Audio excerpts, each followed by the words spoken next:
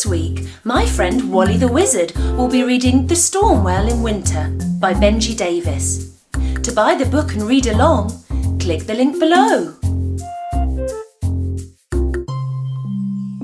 Noi lived with his dad and 6 cats by the sea. Last summer, Noi rescued a little whale after a storm washed it ashore. He and his dad took it back to the sea where it belonged. But Noi could not forget his friend. Now and then, he thought he caught a glimpse of the whale, its tail tipping the waves in the distance. But it was always something else. Winter was setting in, and all around the island the sea slowly filled with ice. Noi's dad took one last trip in his fishing boat. But when darkness fell that evening, his dad was still not home and Noi began to worry. Noi watched and waited and watched. Suddenly he saw something out at sea. It was his dad. It had to be. He counted all 6 cats safe inside and dashed down to the shore. Noi dragged his boat to the water's edge, but the sea was frozen hard. Oh, I must be careful, he thought, stepping out onto the thick ice.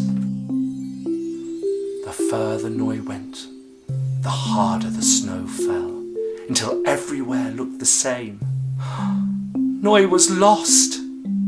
Then, up ahead, he saw a grey shape flickering in the lamplight. It was his dad's boat stuck in the ice. Noi quickly clambered aboard. "Dad?" Noi called. But his voice echoed. The boat was empty. Noi didn't know what to do. As he curled up tight, he imagined the deep sea swirling beneath him, and he began to feel afraid. Then, through the darkness, the boat went bump. It was the storm whale. The whole family had come to help Noi. The whales pushed their noses into the cold night air. They sang through puffs of steam and spray as the ice cracked and crunched. Somehow they knew where to go. The little boat thumped hard against the rocks.